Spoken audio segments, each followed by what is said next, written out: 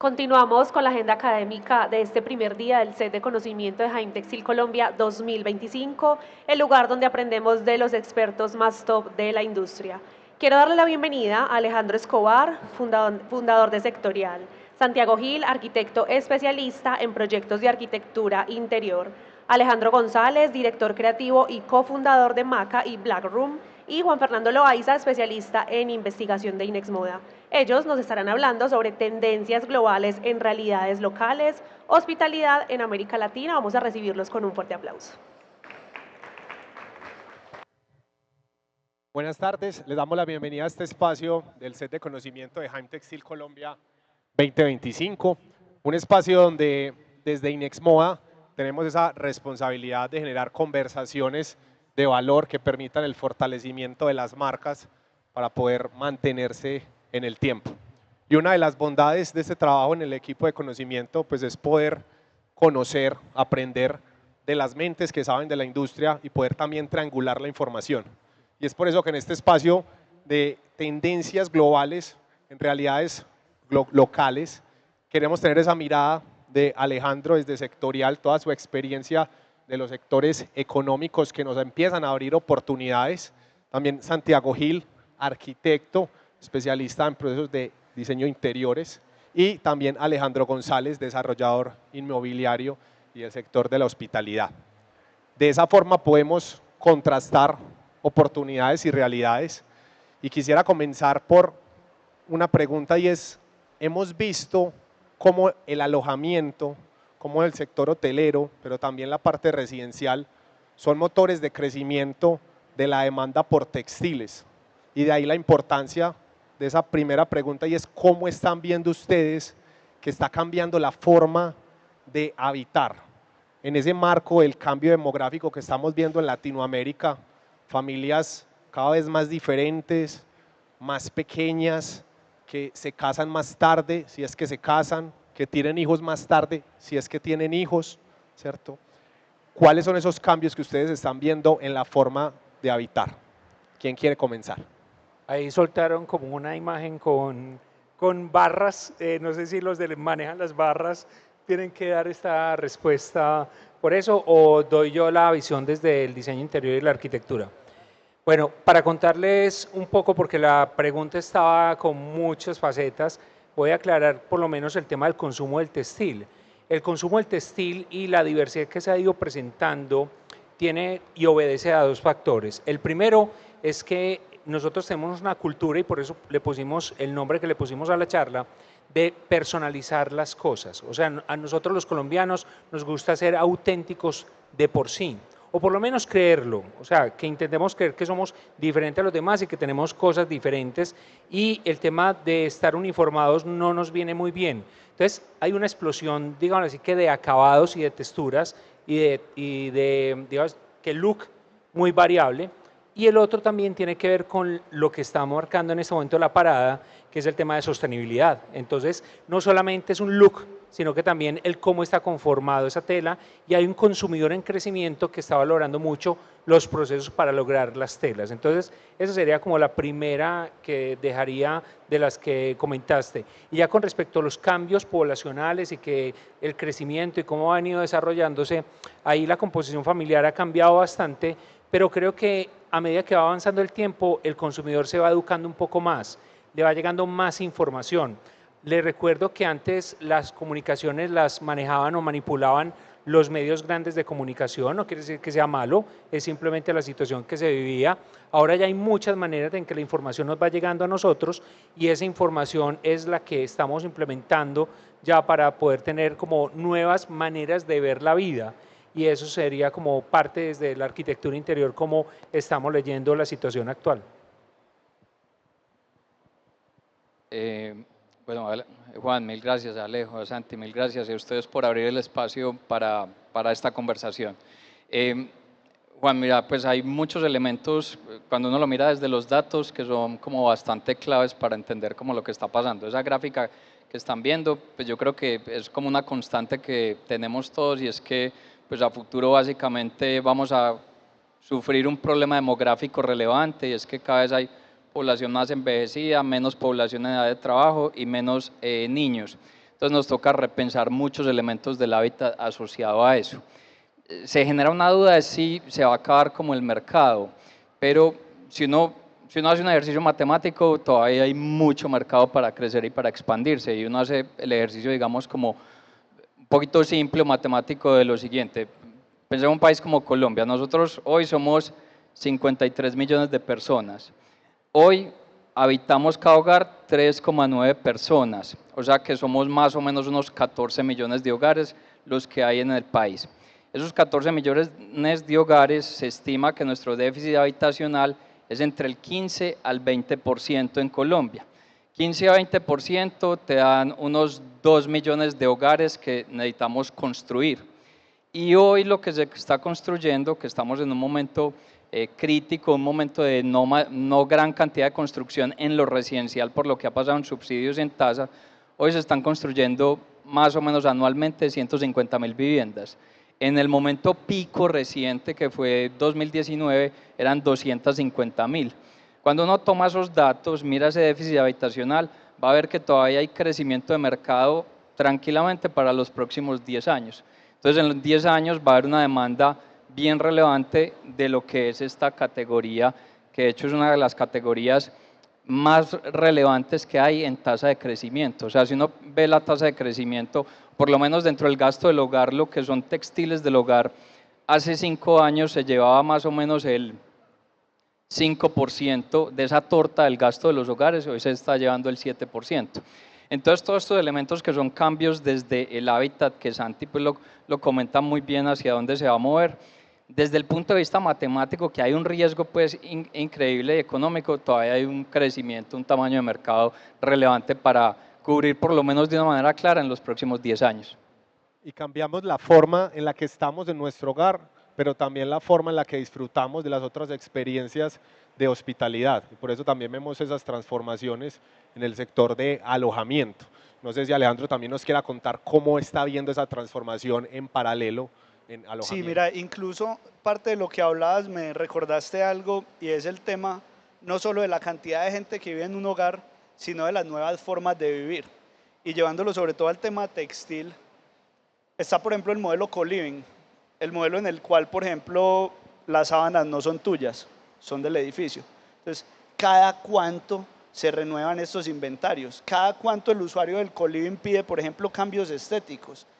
¿Cómo hace el co-living para darle gusto a todo el mundo? Son preguntas nuevas que hay que solucionar porque son modelos que apenas se están implementando en el país.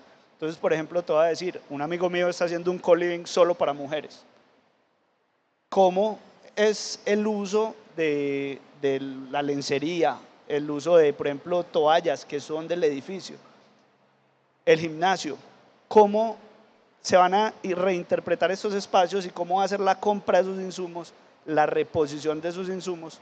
Porque yo que estoy en el lado del desarrollo y la operación, yo no lo pienso solo cómo va a interactuar la gente, sino cuál es la durabilidad del insumo, cómo se lava ese insumo, cada cuánto debo yo reponer una vuelta de insumo. Y ahí viene además el tema hotelero, que es lo que está pasando ahora en Medellín, y es que de un momento a otro esta ciudad explotó, y cuando explotó todo el mundo arrancó a hacer hoteles. Y después todo el mundo dijo, venga, todos estamos igualitos. Entonces yo voy a empezar a hacer el hotel spa, y el otro va a hacer el hotel del gimnasio, y el otro está haciendo un hotel que parece una casa de campo. Y arrancamos a reinterpretar esos espacios y esto genera nuevas tendencias de diseño, nuevos materiales, pero todo va al final a lo mismo, sobre todo en el tema comercial, es qué tan bueno es en la compra, qué tanto me dura, cada cuánto lo tengo que reemplazar y cada cuánto tengo que renovarme para seguir en tendencia. Entonces, todos estos temas que son nuevos en nuestra ciudad son oportunidades enormes para este sector, porque por ejemplo la hotelería, un hotel bajita la mano tiene que cambiar todos los linos cada 6, 8 meses. Y eso es una compra más o menos 60 habitaciones, es una compra de 150 millones de pesos de una, ¿cierto? Entonces, si un hotel tiene que hacer eso y ya sabes que el hotel lo hace, entonces, ¿cuál es la tendencia nueva que viene para los próximos 6 meses? O sea, ¿cómo puedo yo anticiparme a que el hotel se va a renovar con una nueva tecnología, con, no sé, unas nuevas fibras? ¿Cómo le ofrezco yo al sector si ya sé que están en plena renovación? estas nuevas fibras, porque según estamos viendo, viene un crecimiento todavía como del 30% de las camas. Estaba viendo yo, 30% de las camas actuales de hotelería que hay en Medellín van a haber de más, o sea, 30% más en los próximos 2 años. Eso es increíble. Se da entonces una fragmentación, digamos, de esas familias, de esos consumidores, y la respuesta tiene que ir en vía de esa personalización, y muchas veces los textiles son los que van a permitir que tengamos experiencias más personalizadas, tanto en hotelería, alejándonos de esas experiencias tradicionales o uniformadas, pero también en las residencias, ¿cierto? Apartamentos que se ven tan uniformados y que muchas veces son prácticamente iguales, y el textil permite precisamente que se den esos cambios. El comportamiento de la tendencia global nos muestra un crecimiento tanto de alojamiento como del mercado inmobiliario, pero la realidad local nos muestra tasas de crecimiento anuales que están incluso por encima de las tasas de crecimiento globales. Al mismo tiempo, Alejandro decía algo muy interesante, y es que Medellín durante mucho tiempo trató de atraer al turista, al visitante internacional, y hoy que lo estamos atrayendo y tenemos ese boom, pues precisamente también viene con eso unas problemáticas en esa cadena de valor de cómo se ofrecen esos servicios. ¿Cuáles consideras tú, Alejandro, que sean como esas iniciativas en materia de regeneración y de sostenibilidad? Incluso creo que podemos iniciar por la parte económica, y es que finalmente si el hotel no es rentable, pues no puede haber otro tipo de sostenibilidad, pero cómo se está avanzando con iniciativas para solucionar esos problemas ya de sostenibilidad social o incluso ambiental desde la hospitalidad. Pues mira, al final en la hotelería, y yo creería que en cualquier industria, lo principal es el número, ¿cierto? Que sea rentable, cualquiera sea la alternativa, porque si no hay rentabilidad, el negocio muere y no se puede seguir. Entonces, la primera parte de la sostenibilidad es la rentabilidad. Una vez se alcanza una rentabilidad, obviamente todos buscamos rentabilizar de muchas maneras. Por ejemplo, si yo puedo ahorrar lavados de toallas, primero ahorro agua y segundo me ahorro un lavado. O sea, es un escenario en el cual todos ganan. Hay una campaña mundial que incluso la inició Hilton, que es la de una toalla en el piso, significa que la laves, una toalla colgada, la quieres seguir usando. Esa campaña le ha ahorrado a la hotelería como un 17% en costos de lavandería en los últimos 10 años. Esos son el tipo de iniciativas que no necesariamente vienen desde lo técnico, sino desde el simple cambio de comportamiento en el usuario. Ahora ya pasando más a lo técnico, cuando nosotros tenemos, por ejemplo, si tú a mí me llegas con, no sé, un juego de cama que me dura un mes más de lavado por un precio similar, a mí eso en mi OPEX, en mi presupuesto operativo, me impacta súper positivamente, porque significa que en 10 años me gané uno. Y eso son 150 millones de rentabilidad para los inversionistas que no me tuve que gastar. Entonces arranca desde ahí. Nosotros en la hotelería casi todo va al detalle, al centavo, porque como los números son tan elevados, cuando uno los agrega y los vuelve mensuales o anuales, entonces al final son esas pequeñas rentabilidades que significan un montón en la producción. Sí, Ale, yo les quiero contar una cosa que se me está ocurriendo pues después de escuchar lo que me estás planteando. Esos 150 millones de pesos cada 6 meses, esas telas, ¿no sería como bueno tener de pronto una manera de sacarles beneficio posterior, no que se deterioren y que ya sean basura, sino que también hay un posible desarrollo para los que hacen textiles, de pronto esas telas se puedan reutilizar o reciclar en otro tipo de escenarios y sacarle rentabilidad para que no quede así? Mira, nosotros lo que estamos haciendo en estos momentos es simplemente ir directo a fundaciones, entregar pues como esto como un aporte, porque las telas todavía están buenas y funcionan. Lo que pasa es que para yo entregar una excelente experiencia en el hotel, yo necesito garantizar que la experiencia número uno, que es la de sueño, que es lo que uno vende, sea impecable. Entonces yo necesito que todos los linos estén en la mejor condición. Pero de 1 a 10, nosotros estamos haciendo el cambio cuando están en 7 y todavía sirven y les pueden servir a mucha gente. Exactamente, veo una posibilidad de negocio también de poder esas telas darle otra vida y con otros valores y recuperar. Es posible. Me parece que sí es bueno hacer como el ejercicio mental de que se puede hacer. Yo creo que hay mucha tela para cortar, sobre todo en el desarrollo, porque en los números gruesos uno como interiorista entra en el detalle, entra en la experiencia, pero uno no alcanza a ver como todo el panorama completo financiero de un proyecto, y eso es muy interesante, la oportunidad que tiene el mundo hotelero para desarrollar por ese lado. Pues hay un tema ahí también clave que se está tocando, es como la dimensión económica que está teniendo todo este tema de turismo y luego pues hábitat y lo que genera en el sector. A ver, o sea, es abrumador desde el buen sentido de la palabra lo que le está pasando a Colombia. Pues el año pasado son 6,3 millones de turistas extranjeros, este año se apunta a 7,4 millones de turistas extranjeros. El ticket promedio de ese turista extranjero son $1.100 a $1.300, entonces la derrama económica en el país es relevante. Yo lo que siento es que nos estamos quedando un poquito cortos como en concentración, o sea, para Medellín es genial, para Cartagena es genial, para Bogotá es genial, pero ¿cómo hacemos para explotar y para llevar esa derrama económica al resto del país y de ahí pues poder generar también crecimiento en este sector? Yo siento que a nosotros como país nos falta como varios elementos, y Santi pues que es arquitecto, ahí es súper clave, y es que yo no veo todavía en Colombia como el icono arquitectónico por el cual las personas vengan a nuestro país, ¿cierto? En otros países, o sea, la gente va a Estados Unidos, a New York por el Bessel, ¿cierto? Y el Bessel es un icono arquitectónico para uno estar allá. Entonces, O en Chicago, en Chicago, de acuerdo. Entonces ese es como un frente. Yo siento que hay un segundo elemento y es, hombre, listo, ya logramos atraer al turista, este año llegan 7,4 millones y ya estamos asustados con los turistas, ¿sí?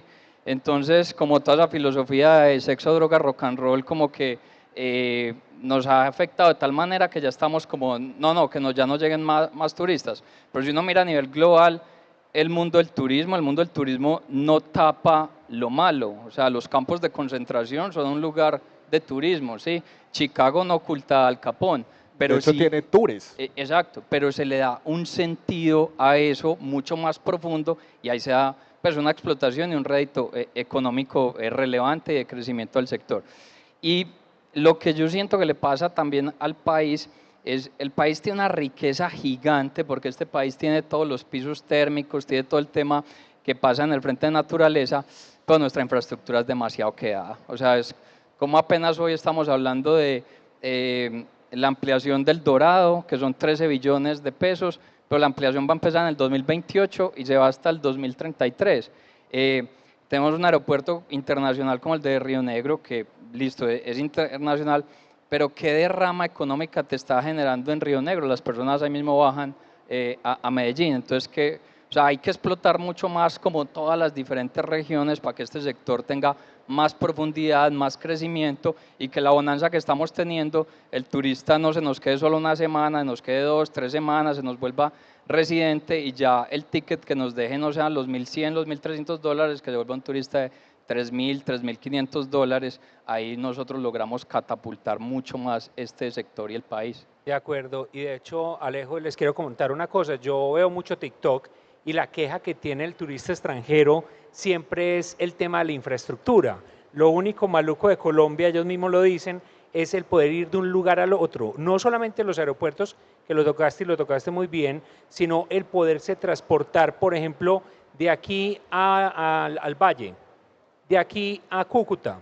O sea, la infraestructura, las vías, la demora, el servicio, los autobuses, los automóviles de acá, todavía ni siquiera le dan, ni se acercan a los europeos, es que ni siquiera, o sea, todavía no, esa experiencia que ellos viven día a día y el americano también, nosotros no tenemos la capacidad ni estamos en la capacidad de, entonces hay de pronto unos sectores del país que están más desarrollados, pero hay otros como el transporte y la infraestructura que todavía están mucho, pero mucho por hacer, y eso también puede jugar en contra del turismo, porque vas a saturar, entonces vas a decir, yo voy a ir a Antioquia, pero bueno, ya no puedo ir al eje cafetero porque no puedo llegar fácilmente allá, ni por los aeropuertos, ni por las vías que están. Entonces el turista se la va a pensar 2 veces antes de ir. De hecho, solo lo piensan las ciudades también cuando promocionan los países que tienen más ciudades importantes, el tema de cómo es la infraestructura para poder generar crecimiento económico, desarrollo, en fin. Yo creo que ese tema del turismo, y la infraestructura van muy de la mano, no es que estén separadas. Total. Y dentro de ese capítulo de infraestructura creo que hay un capítulo especial para la velocidad de la conectividad, la velocidad de conexión a red, incluso lo manifiesta el informe de la estrategia emergente de Antioquia, donde identifica cómo para estos nómadas digitales hay unas necesidades de velocidad en la navegación, ¿cierto?, que está por encima de lo que hoy podemos ofrecer. Desde Inexmoda y en línea con esa oportunidad que nos habla Alejandro, que nos comparte Alejandro, hemos trabajado mucho para atraer turismo de negocios a la ciudad, ¿cierto? Un turismo que viene a hacer negocios, que da una derrama económica superior, que de pronto nos aleja de esos problemas que estamos viendo en el sector también turístico. Quisiera preguntarles a ustedes cómo también podemos diversificar ese turismo, qué otras áreas de oportunidad están viendo para que podamos tener un turista más sofisticado. Pues mira, el turismo es muy chistoso porque el turismo va de atrás hacia adelante. Vos en turismo no puedes proponer desde la hotelería, sino que propones desde el quehacer. O sea, debe haber primero un motivo para venir a la ubicación geográfica. O sea, ¿cuál es el motivo de venir a Medellín? Entonces, si decimos, no, es que el turismo, por ejemplo, que a mí el turismo que de verdad Medellín debería estar planeando duro es el turismo de eventos. O sea, hoy Medellín, un concierto de un artista medianamente grande colapsa la ciudad en hotelería. Eso es un muy buen indicio. Medellín debería ser una ciudad de más eventos. Primero, el clima permite hacer eventos todo el año.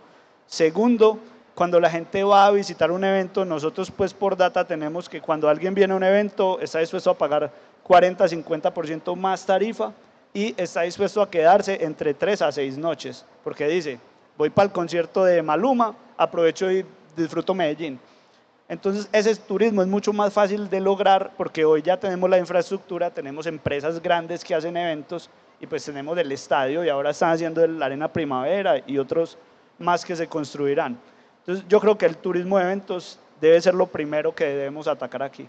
Ahora el turismo de negocios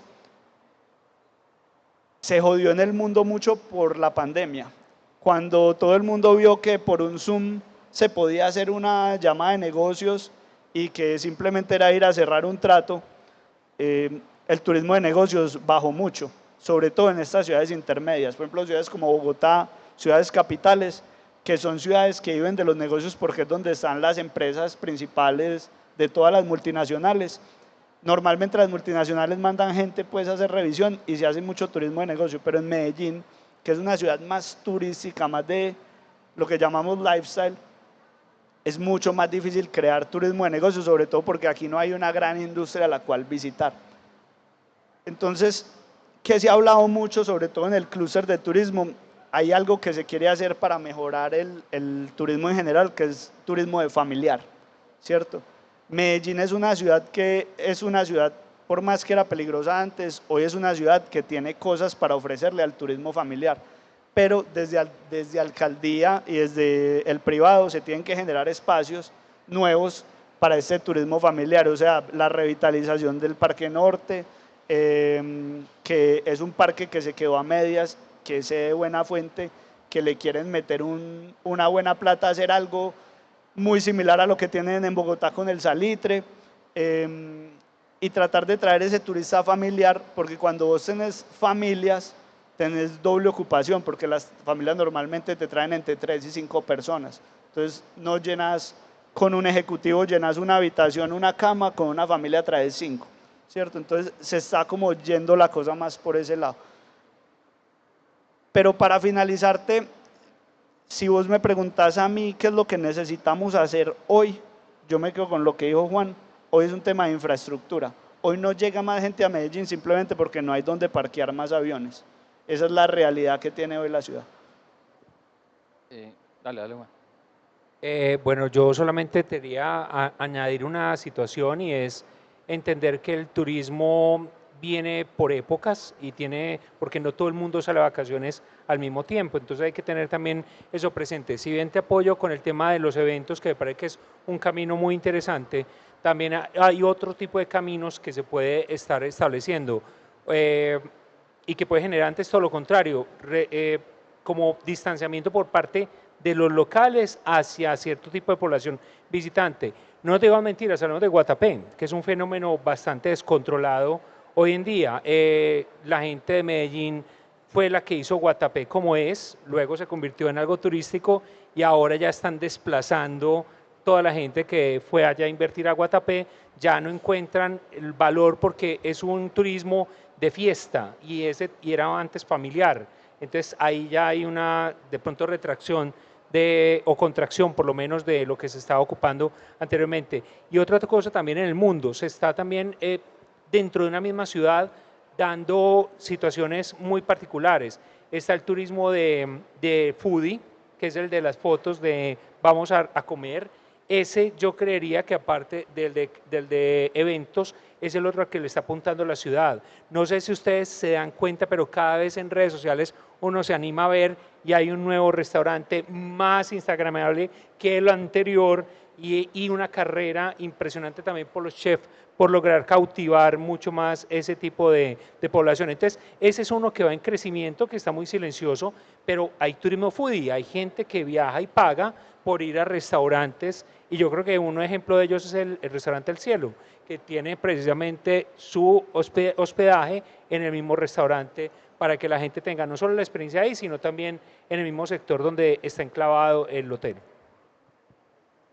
Yo estoy de acuerdo, y la principal talanquera limitante es infraestructura. O sea, si uno no, pues lo que mencionábamos, o sea, si al Dorado le está pasando eso, pues pensar en Río Negro, cuando se puede materializar incluso expansión o otra pista, y pensemos pues en ciudades intermedias. Ahí está el limitante.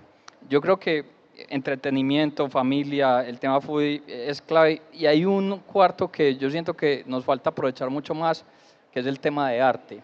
O sea, hay un tema bien relevante con lo que está pasando en el arte latinoamericano, y es, por ejemplo, uno mira los datos de una casa de subasta como Sotheby's. Esa es una casa de subasta de 1744. El año pasado fue el año récord para ellos en venta de arte latinoamericano. Vendió 144 millones de dólares cuando anualmente vendía 50 millones de dólares. Entonces nosotros tenemos Obregón, Olga Amaral, el maestro Botero. Entonces uno como apalanca mucho más eso para jalonar más ese frente de turismo, teniendo en cuenta pues el tema del limitante que hay en infraestructura, pero yo creo que ese es un gran apalancador. Y el frente de entretenimiento, hay un tema también muy clave, y es que, por ejemplo, el entretenimiento en Estados Unidos, entre comillas, está maduro. En Colombia está apenas en la génesis. Entonces, si uno mira, o sea, uno económicamente o estadísticamente le hace una correlación al PIB de Colombia con el PIB de entretenimiento, y le hace el PIB del mundo con el PIB de Estados Unidos en entretenimiento.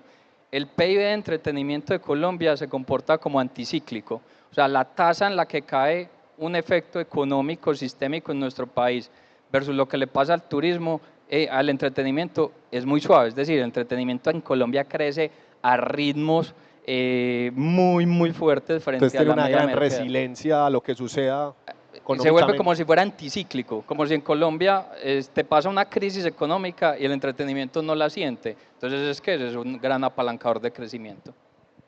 ¿Cómo entonces aprovechar esa diversidad que hay en nuestro territorio para esa diversidad también que hay desde la demanda? Alejo, ¿ibas a agregar algo ahí en ese capítulo? Que falte la comida, pero no el guaro, ¿sí o qué? En realidad es eso, y se puede ver mucho incluso en el turista. Es que el 82% de las personas que vienen a Medellín vienen a eso, entretenimiento, o sea, turismo puro. Vienen a disfrutar, a conocer, a pasear, a gastarse su plata en ocio y adiós que me fui. Entonces, por más que uno diga que queremos impulsar muchas cosas, el entretenimiento es básico. Lo que vos decías, yo, pues, entre amigos que conozco muchos productores de eventos grandes, yo les digo, muchachos, muy bacano el evento grande, pero por ejemplo en Medellín no hay shows.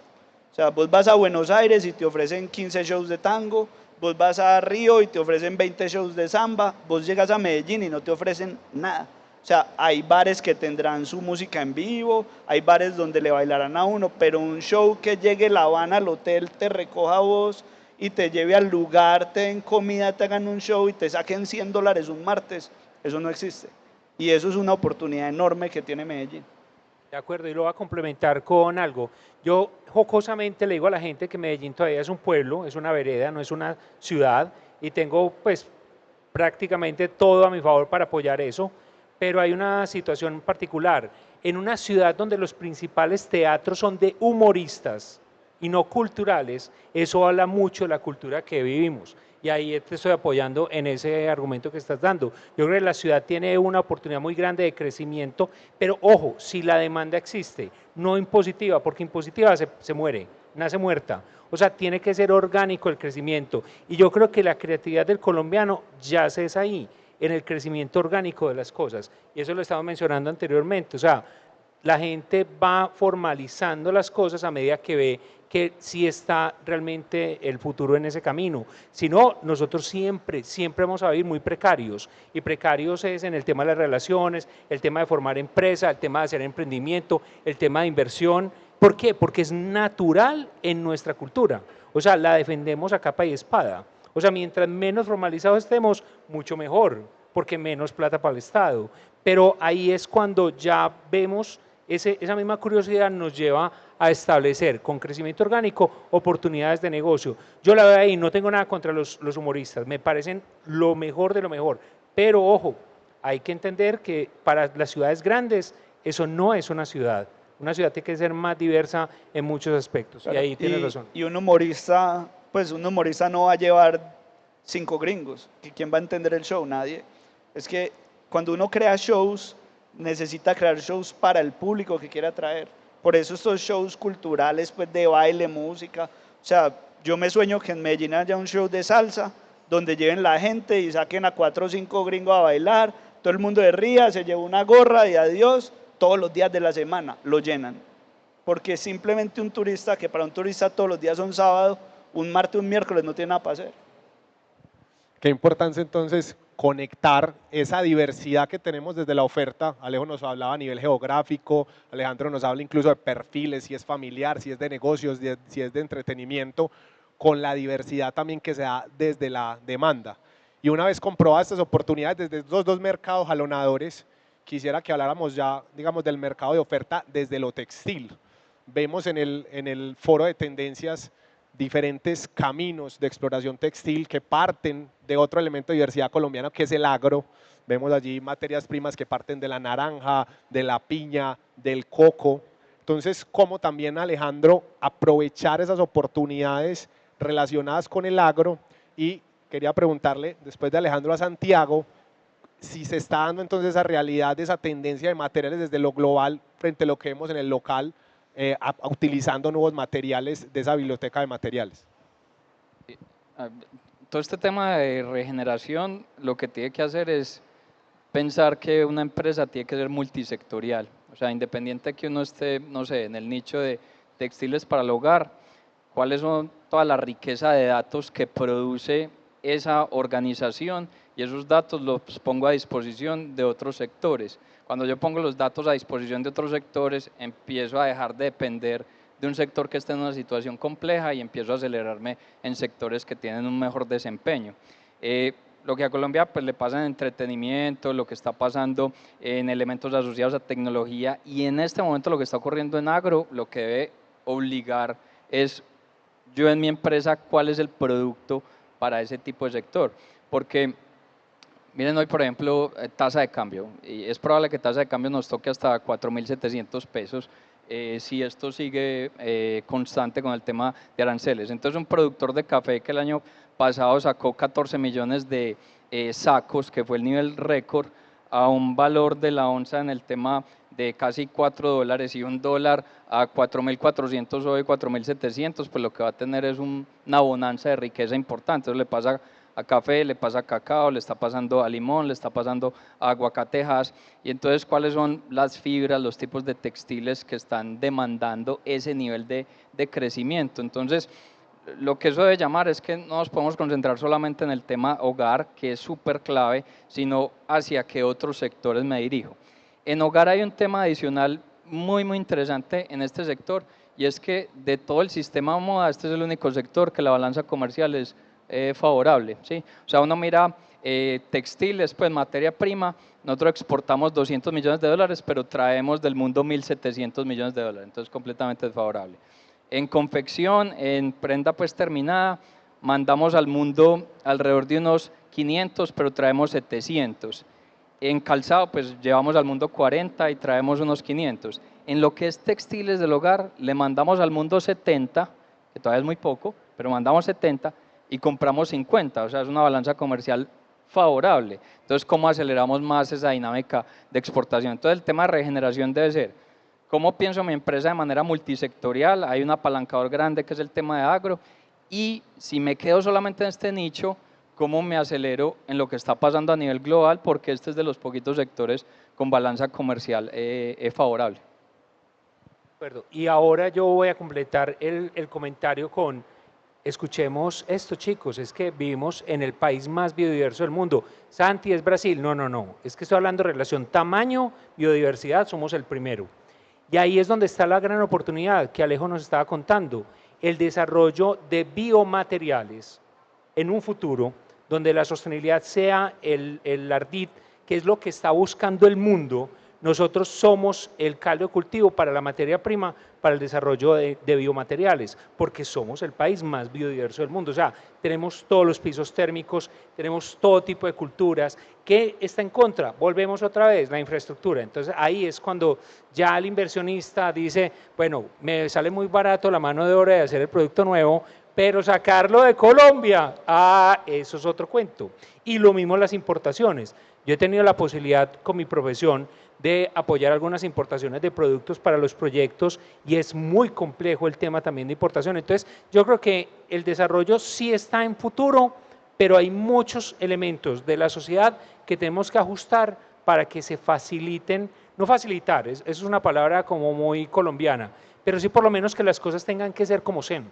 O sea, tienen que ser como son, que sean eficientes, fáciles y que vayan al grano como tiene que ser. Es simplemente pedir eso, no es otra cosa, pero en este momento hay mucha parte que evita que el país crezca como tiene que crecer y las oportunidades que tenga que tener es de cuenta del resto de factores que nosotros no tenemos en este momento. Muy bonito contar que nosotros exportamos el 70 y llega solamente el 50, pero podría ser mucho más. ¿Sí? Eso es lo que más duele. Ahí es donde ya estamos en ese punto. Incluso ahora, Santiago, que hablabas como de las necesidades de cambiar las cadenas de valor para poder aprovechar sus productos, ahí también hay una necesidad de la infraestructura, específicamente desde la maquinaria, y es el origen de una de las oportunidades también que identificamos desde Colombiatex, y es tener una plataforma especializada en maquinaria y en también el software que soporte esa maquinaria para poder soportar los procesos de logística inversa, de reconversión y de todo ese tema de manejo de fibras. Alejandro, nos contaste un poco como de las necesidades que hoy tienen esos turistas que llegan desde el entretenimiento, desde el negocio. Quisiera saber un poco qué tanto saben de textiles. ¿Todavía son aprendices, son conocedores? ¿Es un turista que es consciente? Mira, no he escuchado la primera persona que diga un comentario bueno o malo acerca de los textiles de uno de nuestros hoteles. La verdad que yo le digo mucho a los equipos incluso de compras que hay cosas que les decía a ustedes el otro día, hay cosas que deben ser invisibles y otras que deben ser importantes. Cuando digo invisibles es que para mí nadie debería opinar de las sábanas, a menos de que la opinión sea las mejores sábanas en las que me he acostado en mi vida. Si no, no es algo tan relevante. Pero si yo me siento en el sofá del lobby y le siento la tela y yo digo, puta, ¿qué es esto tan delicioso? Lo quiero para mi casa. Y alguien pregunta en un lobby y le sabemos decir dónde lo consigue, ahí es un servicio espectacular, porque la persona no solo se va a disfrutar eso en ese momento, sino que se lo va a poder llevar. Yo quería complementar una cosa que dijeron ustedes, que pasa mucho sobre las oportunidades del sector, y es que no importa qué tan bueno sea el producto, no importa qué tan bueno sea el precio, la oscuridad es el enemigo de todos los negocios. Hoy a Medellín llegan 2 millones de turistas al año. Yo quiero saber de las personas que están aquí, que de pronto venden algo, ¿cuántas de esas personas, de esas 2 millones de personas impactan con lo que ustedes venden? Es que de esos 2 millones de personas puede haber un loco en Bruselas que tenga la fábrica de cojines más grande de Europa y vino aquí simplemente porque un amigo se iba a casar y vinieron acá a la despedida de soltero a pasar bueno, y ustedes perdieron la oportunidad de que esa persona les comprara a ustedes lo que ustedes hacen. Yo digo, ¿qué están haciendo para impactar? Porque yo estoy seguro que aquí somos los más biodiversos, yo estoy seguro que aquí la recursividad del colombiano y la creatividad para hacer cosas es increíble, y cada vez que la gente viene y yo puedo hablar con turistas, me dicen lo mismo, que les impacta mucho nuestra creatividad, pero vivimos a la oscuridad. O sea, por ejemplo, a mí me encantaría que cada vez me llegaran más proveedores ofreciéndome cosas diferentes, pero ¿qué me toca hacer? Llamar a un colega, ve, ¿vos con quién compras las sábanas? Ve, no, llama a Pepe, que es amigo mío, y ahí ya las compré, ¿cierto? O sea, ¿cómo impactamos a la gente? Primero, a la que está en la industria, y segundo, a la que no sabemos dónde está, pero ya está aquí en nuestra ciudad. O sea, no sé, ¿qué le estoy dando a los restaurantes, que es a donde llegan los turistas? A ver si les doy los cojines, y los cojines dice, si usted busca telas, rescanee este QR, no sé. Pero pasa mucho que la invisibilidad mata negocios muy buenos. De acuerdo, hoy la estrategia de Inexmoda se enmarca precisamente en fortalecer las marcas para internacionalizarlas, y en muchos casos la conversación con marcas y emprendimientos parte de eso. Bueno, puede que hoy no tengas ventas internacionales, pero ¿dónde empiezan tus experiencias internacionales con ese turista, con ese viajero que puede ser en tu jugando de local? Entonces es súper importante empezar como a identificar esas experiencias que comienzan a darse y cómo se puede también capturar valor en esa línea. Quisiera que ustedes me contaran como más allá de alojamiento, más allá de lo que tiene que ver con mobiliario, ¿qué otras oportunidades están viendo en esa conversación de textiles con otros materiales? Veamos, por ejemplo, la experiencia de Alucina, que nos recibe acá en el pabellón azul, ¿cierto? Haciendo la conversación entre textiles e iluminación. Ahora Alejandro nos decía, ojo, que el turista es enemigo de donde no hay luz, ¿cierto? Qué importante rol juegan otros materiales, la luz e incluso los sentidos en esas experiencias. Entonces quisiera que me contaran un poco como de oportunidades en esa conversación con otros materiales y con los sentidos dentro de las experiencias. Yo creería que el mobiliario, y miren dónde estamos sentados, o sea, el mobiliario es parte también importante de cómo esos textiles se pueden ir también combinando, no solo el textil, la técnica del textil se puede ir combinando con nuevos productos para elaborar nuevas experiencias. Y ahí todavía ya hemos escuchado mucho de la fibra de plátano, por ejemplo, que eso es uno de los elementos que quiero conversar, que también se pueden aprovechar muchas más todavía. Ahí hay un tema, digamos, que podríamos indagar, y es el tema del diseñador artesano, que es el entender la artesanía, los textiles, las fibras naturales para crear, pero ya como no es un nivel industrial, de pronto el impacto no va a ser tan alto. O sea, la artesanía es algo que la gente también persigue como experiencia cuando viene a Colombia, pero no, como no está industrializada, no podemos impactar lo que podríamos llegar a impactar. Y yo creo que hay también una manera de en un futuro poder llegar y alcanzar nuevos horizontes si somos capaces de capitalizar el diseñador artesano, que ya es aquel que hace sus diseños en un software, ¿no es cierto?, y que luego los traslada a la parte ya manual y de manufactura. Esa sería una de las que yo veo como futuro en este caso. Yo no voy a meter materiales, más falta aquí constantes. Yo solamente, hay un tema adicional que veo es desde lo económico, y es, pues aquí hemos hablado de muebles, hemos hablado de entretenimiento, hemos hablado de arte como apalancadores en el tema de crecimiento. Hay un tema bien relevante que está pasando este año desde el punto de vista económico, y es, a ver, comprar vivienda está costoso y no hay subsidios para los que más demandan vivienda. Pero estamos en un momento donde inflación está decreciendo, entonces cuando la inflación decrece y el dinero empieza a sobrar un poco, la persona, su lógica económica es, yo primero vuelvo a comprar lo que dejé de comprar y luego empiezo a ahorrar para un proyecto futuro. Ese ahorrar al proyecto futuro, pues todavía no va a ser adquisición de vivienda, que va a estar complejo, pero sí va a ser remodelación. Entonces, todo lo que tiene que ver con inclusión en el canal ferretero, ese canal va a tener un crecimiento relevante este año. Yo siento que ahí es otro de los apalancadores de crecimiento en este periodo.